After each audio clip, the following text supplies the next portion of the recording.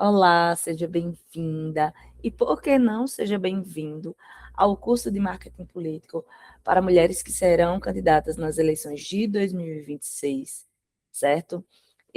Nesse nosso primeiro vídeo, eu vou explicar mais ou menos como é que funcionará a nossa estrutura, a nossa metodologia. A ideia é que esse vídeo seja uma atualização do que a gente já fez no curso em 2024. Para quem acompanha o canal, nós realizamos um curso de marketing político em 2024 para as mulheres que foram candidatas a vereadoras prefeitas. E nesse ano de 2026 nós temos muitas novidades. Temos o lançamento do aplicativo, né, a Jornada da Mulher Candidata. Temos o curso e para que esse vídeo é para aquelas e aqueles que planejam buscar algum cargo público, aquelas pessoas que acreditam que algum dia podem responder a um chamado para concorrer a uma eleição, pessoas que acham que podem fazer melhor e que estão dispostas a tentar. Também é para aqueles profissionais que gostariam de ajudar pessoas boas a vencer, né? Então, se você está entre uma dessas categorias, né, esse curso é para você. Vou explicar como preparar, organizar e executar uma campanha política. Vou tentar tornar simples, direto e fácil de entender. E hoje eu quero compartilhar com vocês um roteiro político. Hoje eu farei 3 tutoriais sobre cada seção do roteiro. O primeiro começa com os tipos de informações que os eleitores esperam que você forneça durante o curso da campanha. O segundo roteiro são os diferentes canais que você poderá usar para transmitir essas informações.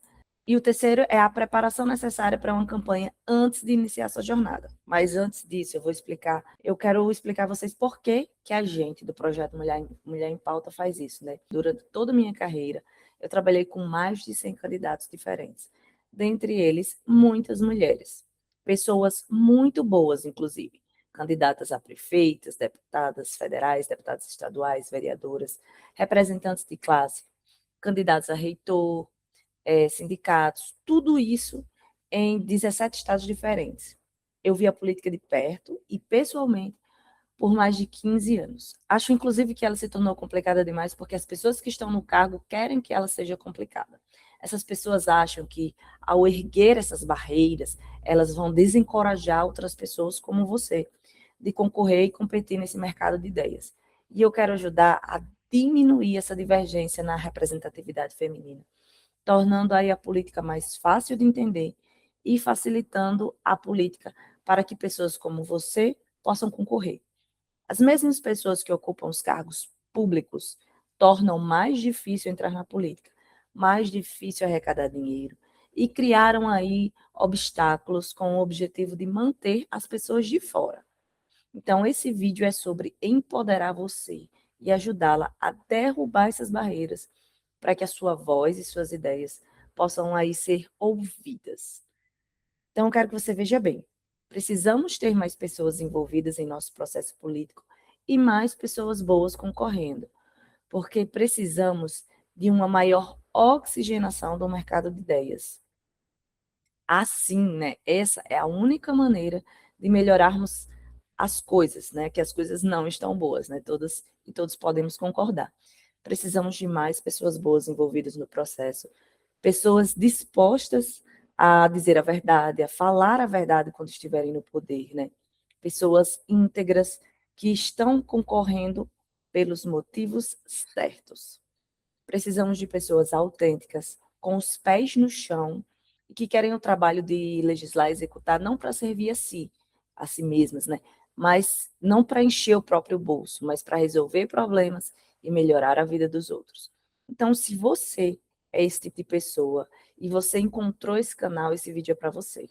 Se você é uma pessoa que tem paixão por ajudar os outros, se você acredita que nasceu para melhorar a vida das pessoas, mudar mentalidades, mudar a forma como as pessoas pensam, se você acredita que nasceu para melhorar o curso do destino humano, então eu vou convidar você a sentar, relaxar e tentar absorver tudo o que eu tenho para compartilhar hoje e durante o curso, porque nós vamos tornar o processo de organizar uma campanha e até possivelmente vencer uma eleição como um processo simples, direto e fácil de entender. Vamos voltar aqui agora para o nosso roteiro, né, começando com o tipo de informação que os eleitores e eleitoras esperarão de você durante o curso de uma campanha política. Começando com os tipos de informação que os eleitores esperam que você compartilhe durante o curso de uma campanha entre o ponto A e o ponto B. Sua justificativa, né? Seu propósito. Por que você quer o trabalho?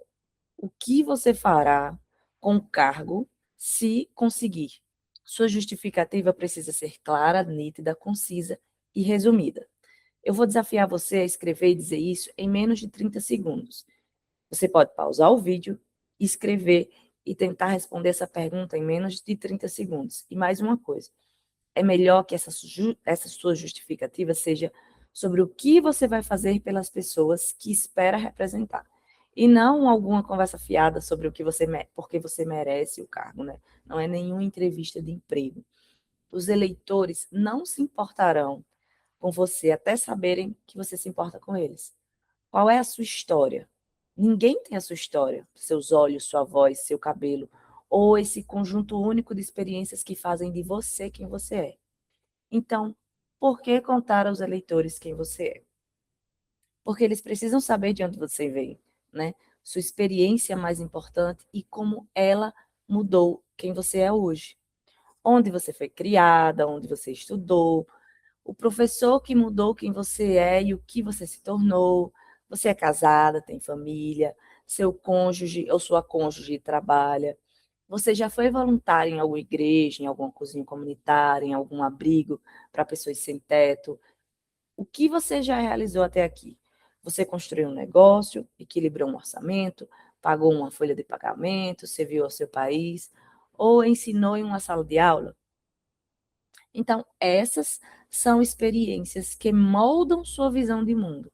Como você define compaixão e o papel que o governo deve desempenhar em nossas vidas diárias?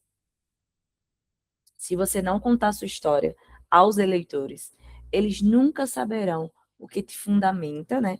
E nunca saberão o que lhe motiva. Existe também outra razão para você contar a sua história. Se você não fizer, seu concorrente fará isso por você. E eu garanto que o seu oponente contará a sua história de uma maneira que não vai lhe favorecer. Eles podem falar coisas horríveis, mentir sobre você, sobre o que você fez. E, claro, todos nós já fizemos alguma coisa ruim, não é mesmo? Mas se você não estiver contando o lado bom da sua história, os eleitores só saberão o lado ruim que seu oponente conta. Então, quais são os seus valores? Né? Durante o curso de uma campanha eleitoral, você precisa deixar os eleitores saberem algo sobre suas convicções fundamentais, seus princípios, suas paixões, desculpa, os padrões pelos quais você toma decisões. Você pode comunicar seus valores aos eleitores por meio de palavras, símbolos, fotos, ou o que você escolher destacar sobre sua biografia. Mas por que falar sobre o que lhe motiva, né? Os eleitores sabem que não é possível para eles conhecer todos os detalhes de cada decisão política que você pode tomar como um funcionário eleito. E quando eles votam em você, eles estão contratando você para tomar decisões por eles. Seu trabalho em uma campanha é deixá-los saber que podem confiar em você para fazer isso. Como você expressa seus valores? Uma foto sua trabalhando em uma cozinha solidária, um projeto social, diz que você se importa com pessoas carentes. Uma mãe que coloca a foto de um marido e de seus filhos está fazendo ali uma declaração sobre o que importa para ela. Então, uma foto sua agradecendo aos profissionais pelo serviço deles diz muito. Uma visita a uma sala de aula e uma oportunidade de foto lendo livros para as crianças vai dizer aos eleitores que você se importa com crianças pequenas e com a educação pública. Então, deixar de comunicar seus valores deixa um vazio na mente dos eleitores e dá a eles e aos seus oponentes a oportunidade de pintar você como alguém fora da realidade, alguém que você não é. Uma vez que isso acontece, é difícil colocar sua campanha de volta nos trilhos. Qual é a sua posição sobre as questões do nosso tempo? Sim, as pautas importam e decidem eleições. Nunca deixe ninguém lhe dizer que não. É isso que os eleitores querem saber. Você é alguém que votaria como eu votaria? Você tomaria as mesmas decisões políticas que eu tomaria se estivesse no cargo? O grande segredo sobre eleições livres, né, é como é sua campanha e sua estratégia. Você decide sobre o que vai falar e onde vai traçar sua própria linha na areia. Por exemplo, política externa. Isso é muito importante se você estiver concorrendo em uma disputa federal, por exemplo, né, para o Congresso ou então para o Senado brasileiro. E existem questões econômicas. Você quer gerar mais emprego? Tem que dizer como. Quer cortar gastos? Tem que dizer onde. Reformar benefícios? Como? Substituir pelo quê? Reformar o Código Tributário? Boa ideia, mas como seria um código tributário? Você acha que algumas pessoas deveriam receber mais da fatia federal? Se sim, quais programas você cortaria? E claro, há muita coisa a ser dita sobre política. Regras ambientais, déficit orçamentário, muitos lugares onde você pode marcar sua posição. Existem questões sociais, pesquisas com células-tronco, casamento homoafetivo, educação, escolas, créditos fiscais, imposto de renda, pagamento de professores, o que fazemos sobre o aquecimento global, reforma do financiamento de campanhas, combate à droga, ao tráfico, combate ao crime organizado. Não estou aqui para dizer qual deveria ser sua bandeira ou sua posição. Estou aqui apenas apontando que existem muitas maneiras de se posicionar e muitas questões que você pode usar para fazer isso. As questões que você discute e as posições que você assume são uma declaração sobre seus valores. O que é importante para você? Sua visão de mundo e sua visão para o futuro. Finalmente, durante o curso de uma campanha, espera-se que você diga aos eleitores o que lhe torna melhor do que os seus oponentes. Ou, de outra forma, o que você pode me dizer sobre o seu oponente que tornará essa decisão fácil para mim, eleitor. Conseguiu entender? Você vai fazer sua lição de casa sobre o seu oponente. O Google é uma ótima ferramenta. Você deve usá-la. Pesquise tudo sobre os seus oponentes, o que eles disseram, o que eles fizeram, posições que assumiram sobre tais questões, onde viveram, e, sem dúvida, verifique a biografia de seus oponentes, para ter certeza de que ela é precisa. Se você pegar seu oponente distorcendo a verdade, assumindo duas posições diferentes sobre questões, inflando o seu currículo, recebendo dinheiro das pessoas erradas ou no lado errado de uma questão importante, sem dúvida você deve usar isso, desde que seu ataque seja justo, documentado e legítimo. Esse é um jogo limpo e é uma maneira aceitável de você se diferenciar da concorrência, ok? Então, agora que discutimos os tipos de informação que os eleitores esperarão que você dê durante o curso da campanha, eu quero falar com você sobre as várias formas de mídia que você pode utilizar para fazer isso. Mas antes eu quero falar o que é essa definição de mídia, né? É um meio de comunicação de massa. E o que eu vou fazer agora é dar uma breve visão geral das diferentes maneiras pelas quais você pode injetar informações no mercado político, começando com a mais importante, que é você, a candidata.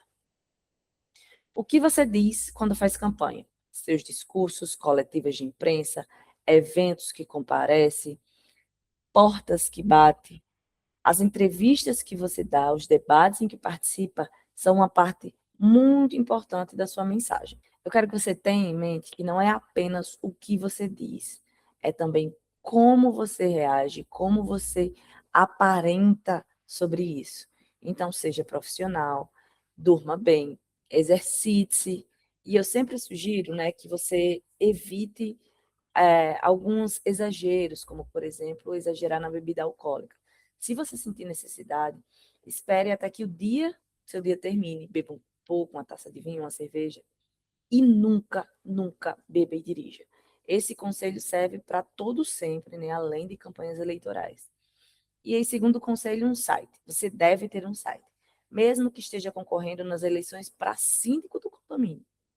O que faz um bom site? Eu sei o que é um site ruim.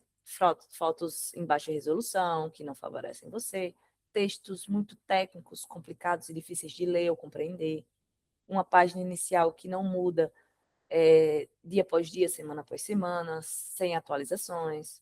Então, um bom site é aquele que tem alguns princípios básicos.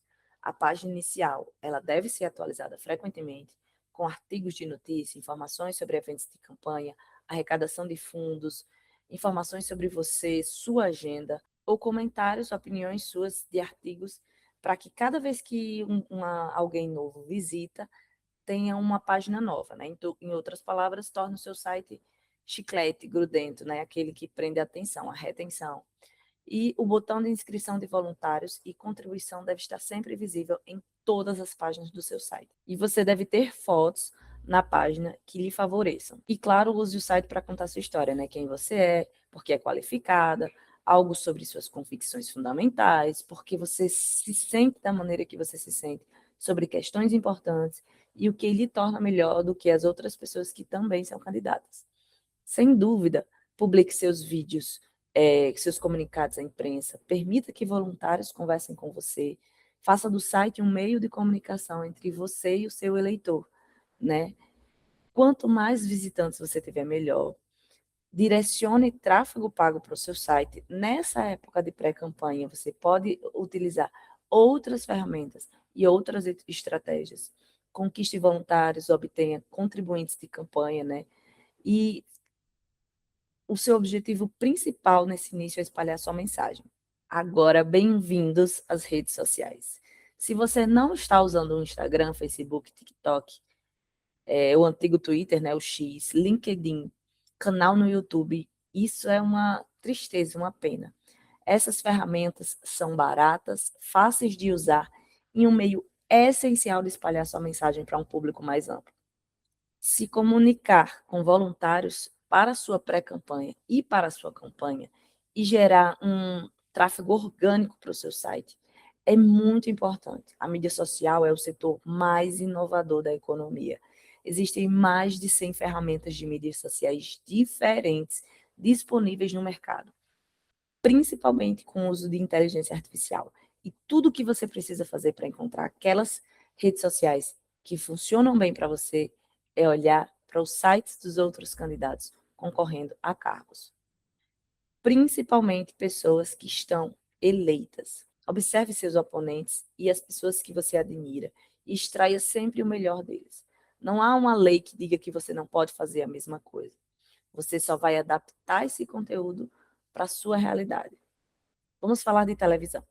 Quando a televisão é bem feita, nada supera o seu poder para persuadir, comover, inflamar, motivar, convencer, irritar um eleitor a apoiar você num dia de eleição, por exemplo, ou em uma causa. O eleitor ele não precisa fazer esforço para ouvir ou ver o seu comercial de TV. Tudo que ele precisa é estar sentado em frente a uma TV ou a tela de um computador.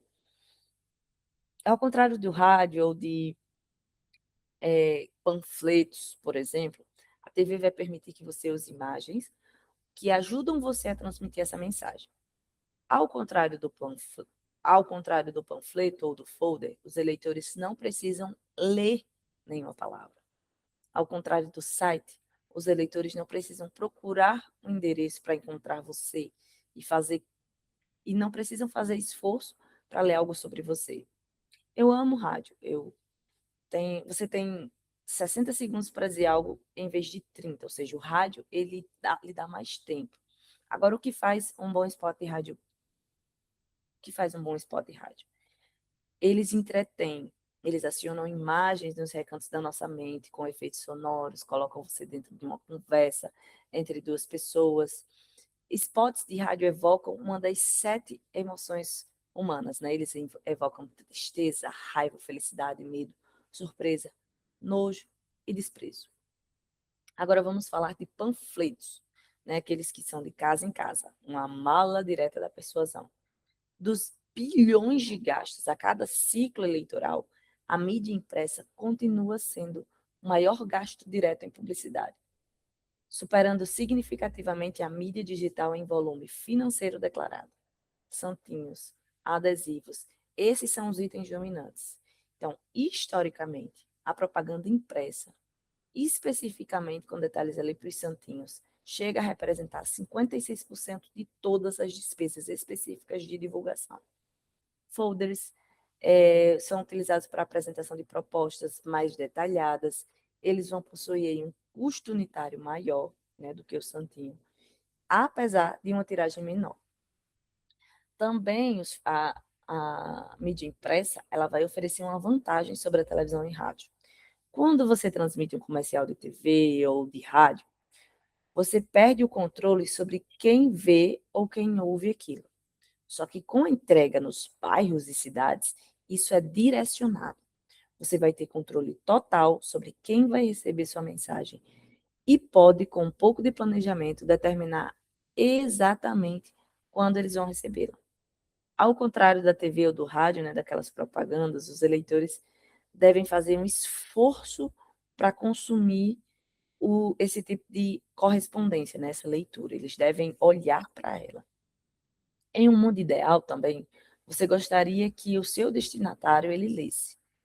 E aí, quando um eleitor vê aquele papelzinho jogado no chão da sua casa, competindo por atenção, junto com outros papéis que ele recebeu naquele dia, os eleitores podem não ter 5 minutos para ler o seu texto, 3 minutos, ou até mesmo não ter 30 segundos. Da mão para a lata de lixo.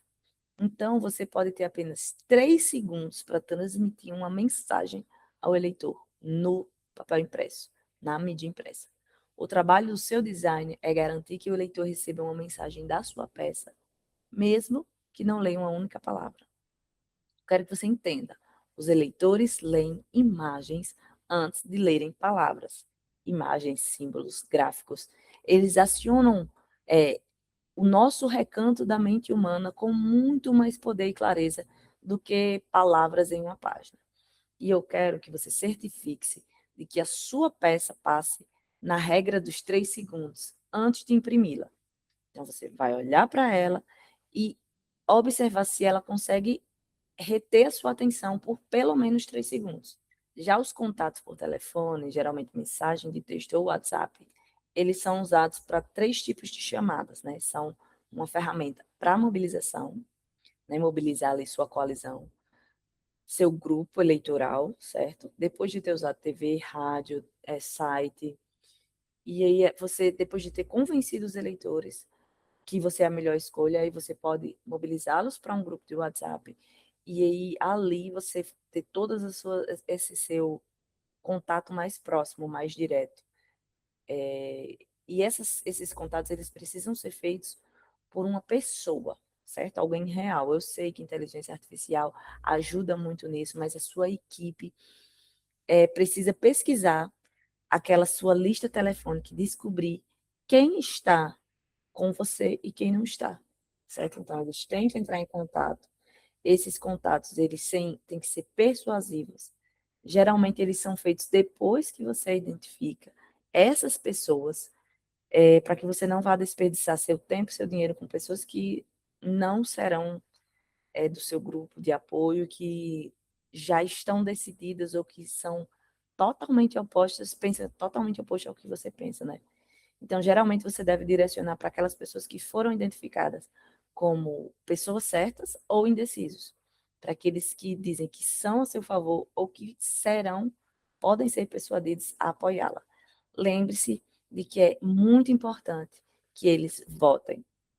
Certifique-se de que eles saibam as informações, regularizem o título eleitoral, né, que é até o dia 6, foi até o dia 6, locais de votação, certo?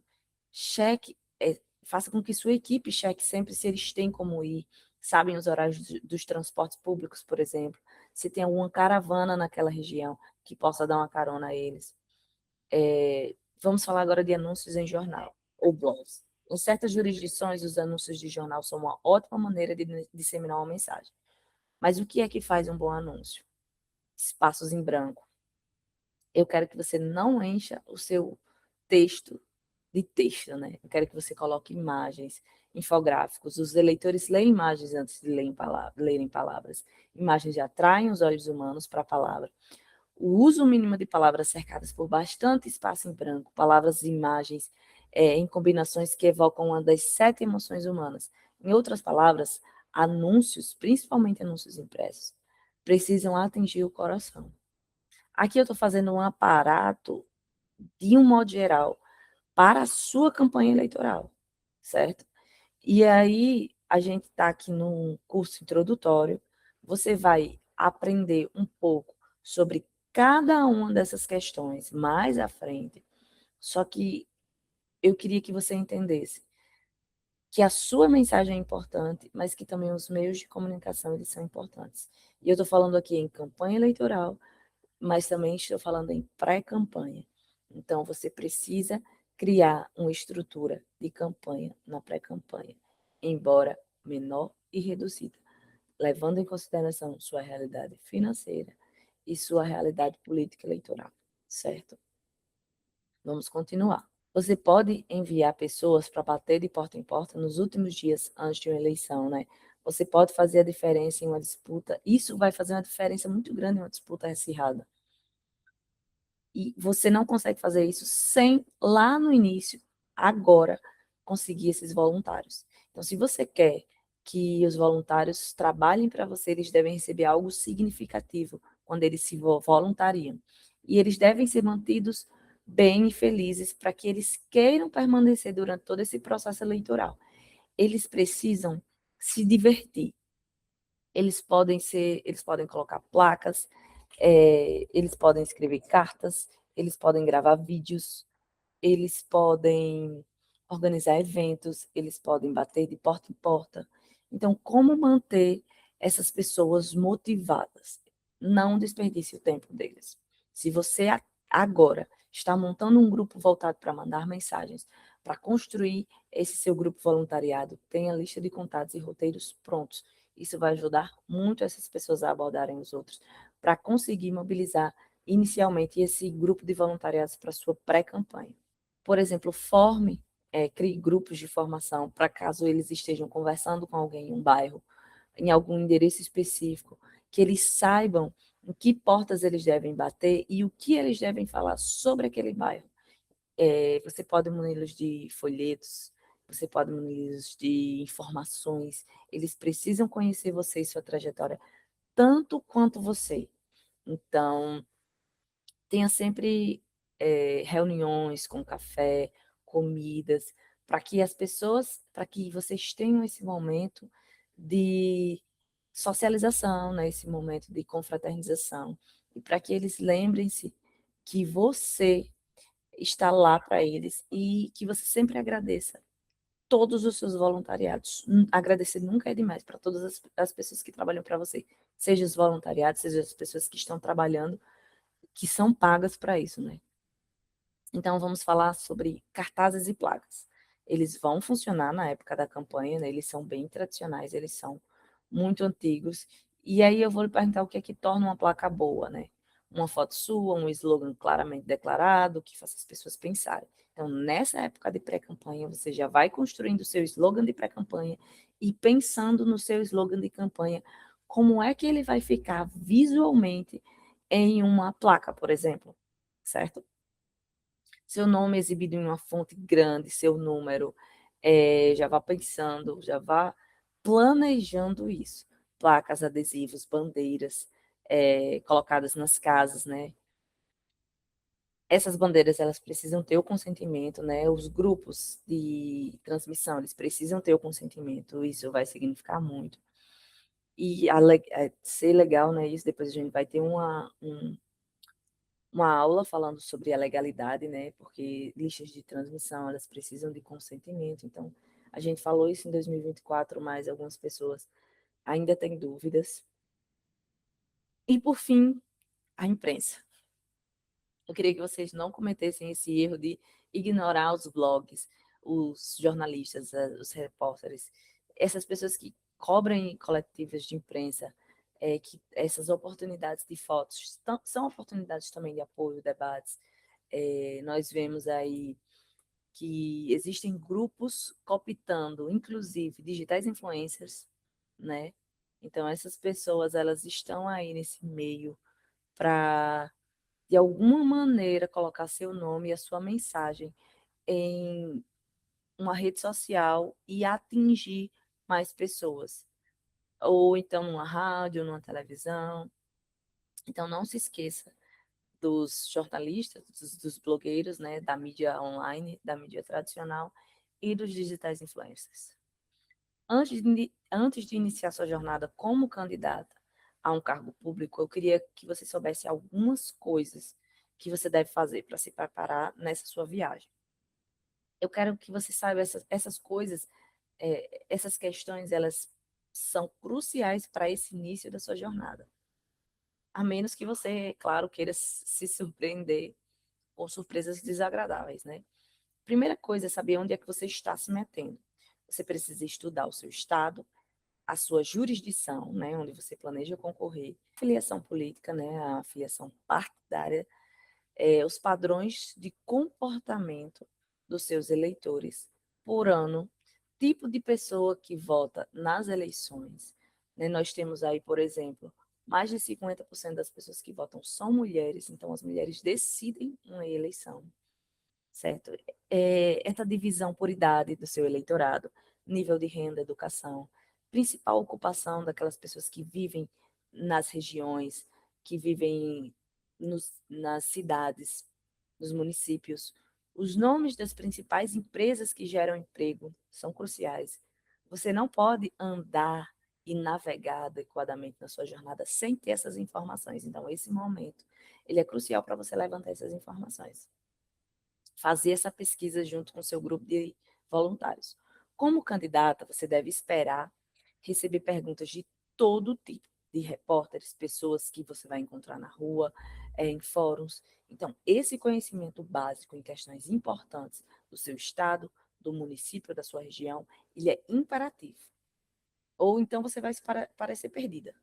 Então, eu quero que você comece, a partir de hoje, lendo todos os dias de manhã os jornais, os principais jornais da sua região. Se você planeja transformar a educação em uma pauta, você precisa saber, por exemplo, quanto é o gasto do Estado por aluno ou do país, certo? Quais são as taxas de graduação? Quais são as notas? O número de jovens que vão para a faculdade, o número de evasões, custo das creches particulares, salário dos profissionais, qual é a taxa de desemprego na região onde você planeja concorrer, o que é que o último censo diz sobre escolaridade, índice de renda, empregabilidade, sobre temas em alta, como, por exemplo, startups, pequenas empresas, taxas salariais, né? Quais são as tendências da manufatura? A maioria dos eleitores comuns não vai saber esse tipo de informação, mas como candidata, eles esperam que você saiba. Outra coisa que você precisa fazer nesse momento é redigir um orçamento preliminar e ter uma boa ideia aí do que você planeja gastar e em que, incluindo tipos de mídia, né, essas que eu mencionei na sessão anterior. E se você não tem um orçamento, você não tem uma estratégia de campanha. Imagine que você está prestes a partir em uma viagem, mas você não tem nenhuma ideia do que vai gastar em comida, hotel, gasolina, necessidades diárias ou em qualquer emergência. Não é uma boa ideia, não é? A menos que você seja rica e planeje gastar do seu próprio dinheiro e você tenha muito, o que não é o público-alvo desse curso, né? Então, se você tem muito dinheiro, você não precisa de um plano de arrecadação, mas se não é o seu caso, você precisa criar agora um plano de arrecadação de fundos, que é uma ideia sólida de como é que você vai arrecadar esse dinheiro necessário para financiar a sua jornada. Então, quanto é que você precisa? Como é que você vai arrecadar esse dinheiro? Ah, eu não quero me preocupar com isso. Você sabe o que é que acontece com as pessoas que se recusam a lidar com essa realidade de planejamento financeiro e de arrecadação de recursos? No final, eles vão contar com dinheiro de partido e eles vão ficar sem dinheiro antes que a campanha termine.